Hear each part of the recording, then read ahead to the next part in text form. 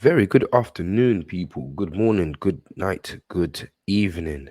Wherever you are, ladies and gentlemen, welcome to the channel. As always, please drop a like on the video. Please subscribe to the channel. All of that jazz. Let's just get that out of the way first and foremost. I hope everyone is well. I hope everyone is doing fantastically um, amazing. Treacherous times we're living in. Real treacherous times. But I thought I'd jump on because I wanted to have a quick chat with you guys. I wanted you guys to essentially be made aware if you haven't already. I'm sure you have, but there's going to be lots of things happening. Kind of staying away from the football in this video. There's going to be lots of bits and bobs happening throughout the summer with Arsenal. Um, some significant changes. Obviously, I haven't actually made a video um, highlighting the fact that we made it. We're in the Champions League. We made it. We actually achieved our most realistic target, which was to be in the Champions League, which was to make sure that we bring Champions League back to the Emirates. We know the issues and the reasons why we need Champions League. We know the issues um, that comes with us not being in the Champions League in terms of finances, in terms of players that we can pull, and so forth and so forth. But we're here, and it looks like because we've achieved that feat, we've achieved that target, which is a target to be, I wouldn't say proud of, but I would say for me anyway, personally, I'm sure Arsenal fans will differ. I wouldn't say proud of, but I would say significant. Um, the boys are to be congratulated, of course, um, but it just goes to show that we've had such an amazing season and we had such a promising season that we're not even paying no attention to the fact that we've reached the Champions League. If we were in fifth right now and with 4 games to go or however many games to go, if we were here talking about us potentially in the next couple games we're in good form and it looks like we're about to take that fourth spot, kind of what Liverpool is doing. If we were Liverpool right now, wouldn't we be happy? Wouldn't we be proud? We wouldn't be having nowhere near the conversations about winning a Premier League title, people. We wouldn't be, we wouldn't be in the space. And this is why I refuse to kind of, throw all my toys out of the pram now. And I refuse to kind of lambast the players and tell them this and tell them that and kind of get on to, start to do this whole crazy reaction. Listen, we have to analyze, we have to say how it is, we have to understand that some of the performances were simply just not good enough.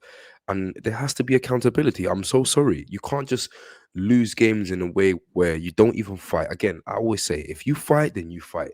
But you can't just lose games. If you fight and you lose, cool. But when you lose and you don't fight, you don't show courage, you don't show bravery, you don't even look like you're angry about losing, and you're just gonna accept it. You're just gonna kind of normalize it. Then I'm not with that. I'm not for that. I think when it gets to situations like that, I think there's you're reaching red flags. You're reaching areas where you start to really bring down the expectation of the club, and the club can get away with a lot of things once the fan base kind of takes their foot off their neck and make sure that the standards are kept high. You know, Arsenal fans have been going through this battle of fans that expect the most highest of standards and haven't been receiving it. And I'm talking everything in terms of the football being played, in terms of how the club is being run, in terms of how Mikel Arteta is managing the club, in terms of what managers managing the club and what managers right for the club. So many things, but it is what it is, people. We've reached the Champions League. Congratulations to Mikel and his coaching staff. Congratulations to the players. But of course, ultimately, we're going to be disappointed because we've lost out on a title. And time of recording this video, City have got it, man. They sit pretty at the top of the table, 4 points clear, having beaten.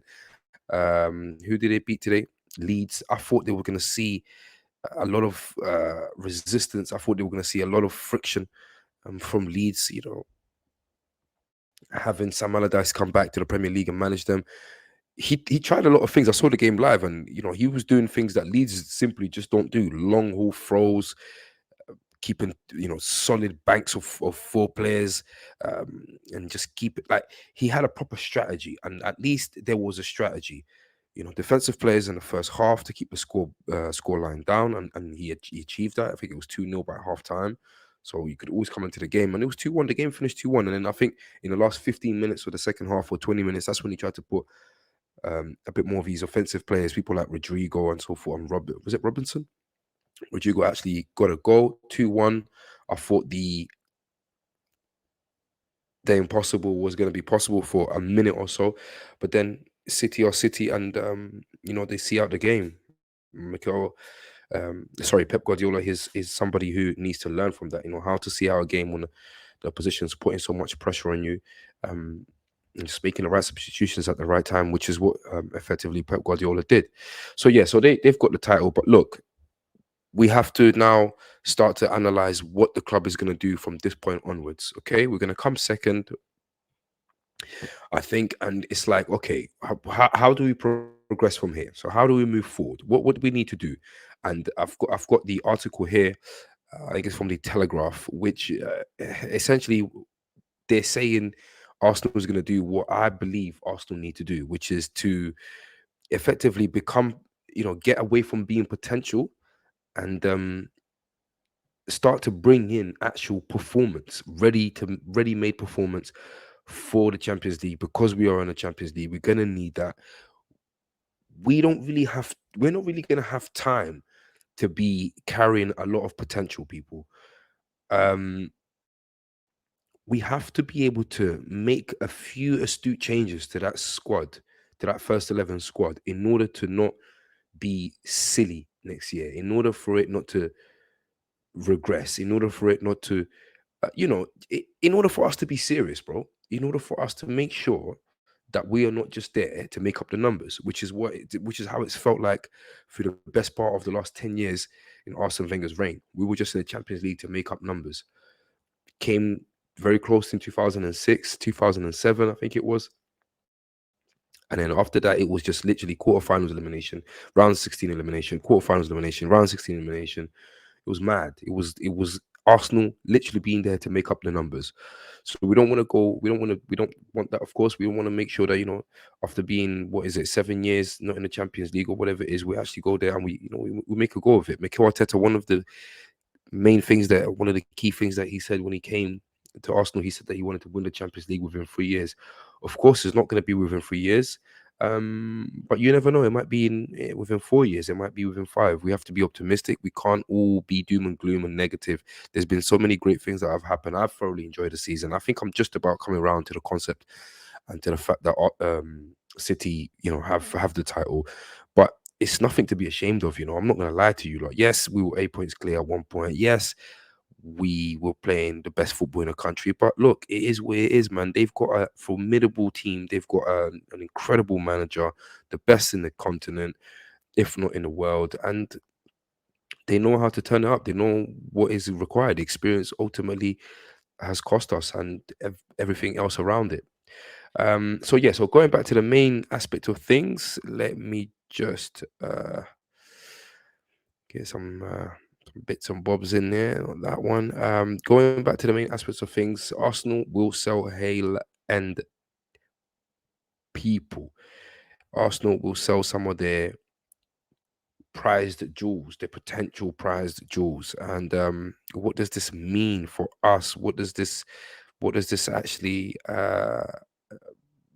what does this actually entail? I'll tell you what, let's have a look at it. Let's dive in. So what it does say in terms of this particular article here is Arsenal could be gearing up for the sale of Haaland talent.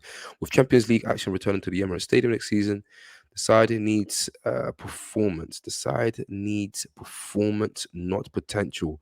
Emil Smith Rowe, for such a long time, a key man in Arteta's side, has struggled for game time recently. I mean, let's talk about Emil Smith Rowe. So it looks like he's more or less come up first in terms of the possibility of us, um, moving him on. Listen, I don't want to see Smith Rowe go. I think he's a fantastic player. He's a true Arsenal through and through guy. He is somebody who has done tremendously well for Arsenal last season. Injuries caught up with him, and the thing is, the real thing that really mashes him up is the injuries. If he's an injury prone player, if he's going to remain an injury prone player, I'm sorry, we just don't have the capacity. Not in the first team, we just don't have the space, and we just don't have the room. So Emil Smith Rowe now, I see him. Is he being still trusted by Mikel Arteta? Yes and no. I think Mikel Arteta is trying to more or less come away from the concept of, banking and trusting on players that get injured. You're going to look at your Smith Rowes, your Takahiro Tomiyasus, these man, your Kieran Tierney's, these man. I'm not going to lie to you, lot. I can see them all moving on. And again, I know not all of the names mentioned there are Hale players, but we're gonna stay on the Hale players, and this is one of them. Smith Rowe, I don't want to see him go, but I'm not gonna lie to you, lot. We can bring in better because he's still at that potential slash performing kind of bracket. He's not exactly in potential, he's not exactly in performing. Because don't get me wrong, you lot, performances as well means you're fit to play. You're actually fit to perform and you're performing. That's what the two kind of go hand in hand, right? So when you check it and when you deep it, Smith Rowe, we've lost him for a long, long, long, long time. We lost him for long periods of the game, and it's not his fault or anything like that. I would hate to see him play for another team in England. I think we got to just essentially look at if do some last analysis right up to gearing up to the end of the season. If he has a good preseason or beginning of preseason, then we can look to maybe give him another chance and see how he incorporates there. If not, I'm talking transfer deadline day. We scoop in a 50, 60 million for him and we keep it moving, man. Listen, at the end of the day, these players, yes, they will love Arsenal, and not every hell end player is gonna succeed. It's just that's just not the case. He's not somebody who is gonna remain fit and we can trust him for a period of 38 games and more. Um, Look, it's one of them ones, man. Honestly, yeah, I love Smith Rowe. I don't want to see him go, but he needs to make sure that he is somebody who is available for us when we need him at times like this. And he needs to be on form. It's not just about being injured, playing, being injured, coming back, playing, being injured, coming back, playing. It just doesn't work like that. Let's see what this article here says. So, the first time Mikel Arteta spoke publicly as the head coach of Arsenal on the day he was appointed, December 2019, he was asked what he had learned from Pep Guardiola during his time at Manchester City. Arteta paused and said, "What I have learned mostly is that you have to be ruthless." I felt at the time like a promise, and Arteta certainly stayed true to his word in the subsequent 3 years. As his sporting director, Edu have reshaped the Arsenal squad by bluntly removing the players they did not want. There has been no time for sentiment in North London, where the star players have been exiled and big contracts have been terminated. Listen, I think in many aspects he has been ruthless. And I think in many aspects he hasn't been ruthless. I think in many aspects where we needed him to be more ruthless, he simply wasn't ruthless. And even now, like you can't just be ruthless with the players you haven't found. You can't just be ruthless with the players that you haven't bought. You have to be ruthless even with the players that you have bought. And we've seen aspects of ruthlessness, Tavares and players like that. But then we see where you have to still be ruthless, but you're not ruthless at all. Saka, be ruthless. Drop him for a game or two, make him get back his composure, make him get back that hunger. It's super important. You can't just expect man to, as I said previously, continue to play, and you expect the same result that you. That's the definition of insanity. Be ruthless in that aspect. Be ruthless in the aspect of a man's played so poorly throughout 45 minutes. Second half time, you take him off at half time. You don't need, he doesn't need to play another 10 minutes. I'll explain to him why he's coming off at half time. All the other managers do it. You even have Frank Lampard doing that. Didn't he take off Aubameyang at half time? So you need to continue being ruthless, but I think you need to be more ruthless than what you've actually been. I think there's definitely room for more ruthlessness there. Let's continue on with this article, see what else it says. Now that the club's reconstruction project has entered its next phase, the ruthless streak looks set to resurface. Arsenal are a Champions League club again, and the demands on their players are about to go up another level. They will be targeting more elite talent to help them compete in Europe's primary competition. Fair enough. So, who is looking like the next potential exit? Let's have a look. Such thoughts might not sit comfortably with Arsenal supporters. This, though, is the reality of the club's current situation. Arsenal DNA is important, of course, but so is the Champions League level quality. And I think that's a key thing there. I think, honestly, when when you check it and when you deep it, like Champions League level quality, people, is a mazzoline. For us to reach those final stages, those final rounds, or whatever you want to call them, we need real Champions League quality. It's not about nursing people. It's not about carrying people, carrying players. Like I'm talking, not just Hell End is gonna get targeted, or Hell End players. We need to see the back of Mohamed Oneni. We need to see the back of Nuno Tavares. We need to see the back of Fabio Vieira if he's not good enough. If Mikel essentially deems that he's not good enough, we need to see the back of him. He needs to go. This is the big time now. This is the Champions League, and I know probably won't be able to get rid of all of the players in one summer, but the summer January window, you should be able to have a turnaround of about 7, 8 players. I think in total is about 7, 8 players, or maybe less, slightly more, that we need to kind of move on and try to replace. That's a very important um key factor. Emil Smith Rowe, is he Champions League level quality? Maybe he is for group stages, depending on how the groups are. But is he for the knockout stages? Is he, and that's the thing. Maybe he is, because he's a fantastically gifted player. I love Smith Rowe. I love watching him. He's a dribbler. One of the rare players that can dribble past players. I just think, I don't know, man. Like like when you have injury prone players that are always injured, bro, you're not gonna make any progress whatsoever. You're literally not gonna make any progress. And then it starts to manifest from the physical thing, and them recovering for all of those injuries. Look at Diaby. Look at we've got a rich history of players that have been plagued by injuries, and they just don't feel their potential, bro. And unfortunately, I feel like Smith Rowe is one of them. He is fantastic, but he's not strong enough. He's just, whatever part of the body keeps getting injured, it's not even one part, it's multiple parts. It's just not strong enough. And I don't think at this point he's Champions League level quality. One of the academy graduates in the first team has already confirmed he's leaving the club. Ainsley Maitland-Niles spent this season on loan at Southampton, and with his current Arsenal contract expiring in the summer, he will not be returning. So that's Ainsley Maitland-Niles gone. Ainsley Maitland-Niles as well. He's somebody who fantastic potential, great potential. He looked like he was going to be um, a fantastic fullback. Then he wanted to play in midfield. We didn't have the space because he didn't have the quality required, even in the Premier League, let alone the Champions League.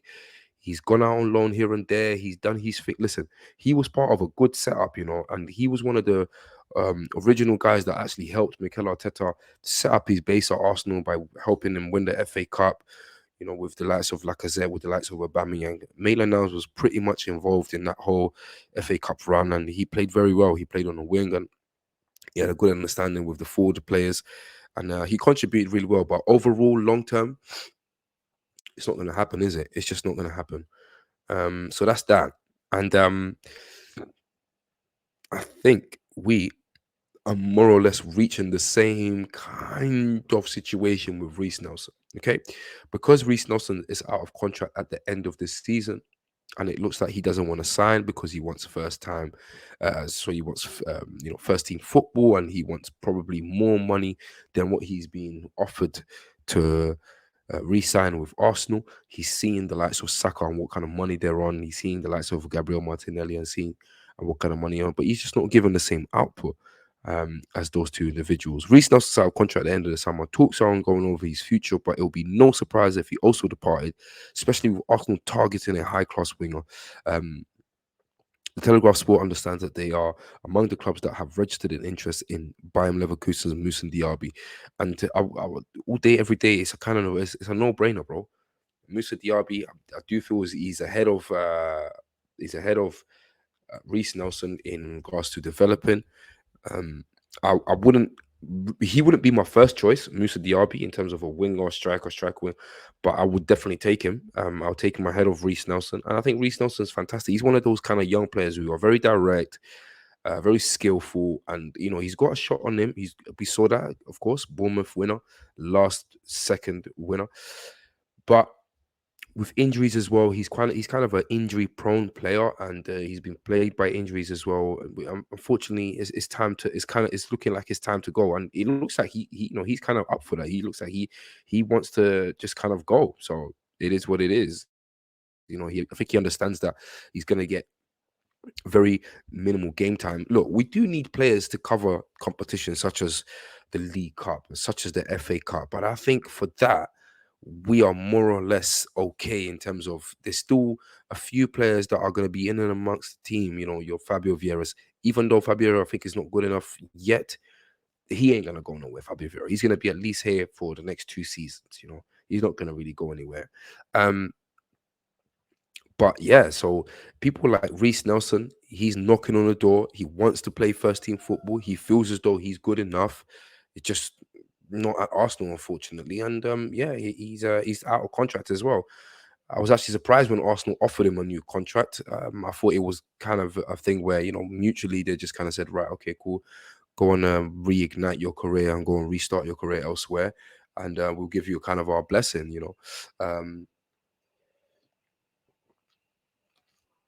Maybe they thought they should have rewarded him for that goal he scored and securing the 3 points for us against Bournemouth. I don't know. I don't know. I really don't know. It remains to be seen what's going to happen with that. Following Balogun, who has starred on loan in France this season, is also regarded as likely to be sold. The 21-year-old has scored 18 goals in League 1 and is clearly ready for regular first team action. With Gabriel Jesus and Edin Keita ahead of him at Arsenal, he's unlikely to find it under Arteta. So Balogun is another one who essentially is looking like he's kind of gone. I'm not gonna lie to you, and I think from what we're hearing, Arteta's kind of like, look, we want to keep you. We definitely want to keep you. But if you put up a fight and if you put up a strop and all of these things, you can go as well. Do you know what I mean? Don't get it twisted. He's done fantastically well. I've made videos about him and how well he's done in France. But France is not the same as England. The levels are different. The levels are hugely different. Like you can't really try to now start to compare um, Premier League first team football with French first team football. Like it's just you're not ready for it. But if you want to go, then fine. You want to go.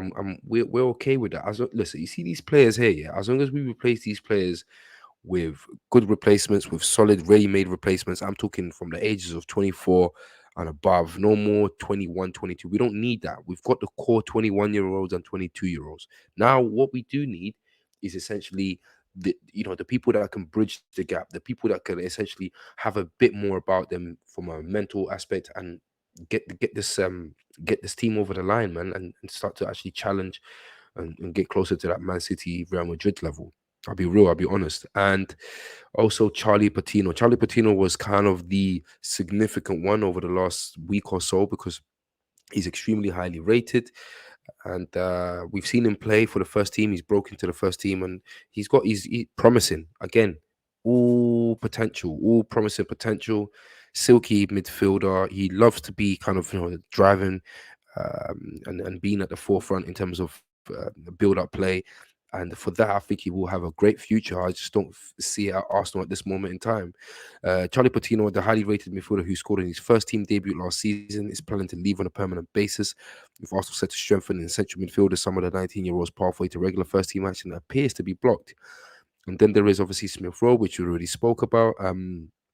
So look, these young players, much of it comes down to timing. If Patino had been born a few years earlier, for example, he might well have come into the side that Smith Rowe and Bukayo Saka helped to transform a few seasons ago. That's very true. At the point, Arsenal was struggling to even qualify for the Europa League, and they needed young talent to lift the mood. Now, though, with Champions League football secured, Arsenal can no longer be taking chances on teenagers, and this is it right here. I think ultimately there has been some sort of communication between the club, Mikel Arteta, and the players, and overall the entire uh, player structure and the entire player system. It's like who wants to play first team football and is at it's not yet having game time and so forth, right? You need to make a conscious decision to leave because we are in the Champions League and you're not to go into play because you're simply just not good enough. We can keep you here and we can kind of sustain you for other competitions as well, but then comes the balance where players want to play as well. So some of those players will say, "Yeah, we'll get that. We can get one or two fixtures in the FA Cup or accumulate appearances in the League Cup." but we want to play more than that. And if those two things come into, combine together, then the best option is to move forward and move on. So I think people like Smith Rowe, who actually rejected the contract, and I think people like Patino, people like Flo Balogun, these type of guys, they will do things like that. They will have this, they be having these conversations with their agents, to be having these conversations with the club, and they're just saying to themselves, you know what, cool, man, it is what it is, bro. Like, at the end of the day, we're not going to play as much as we want to play, so let's just make sure that we play somewhere else. It might not be as prestigious as Arsenal, but and the thing is, a lot of English, young English players nowadays are finding their feet abroad.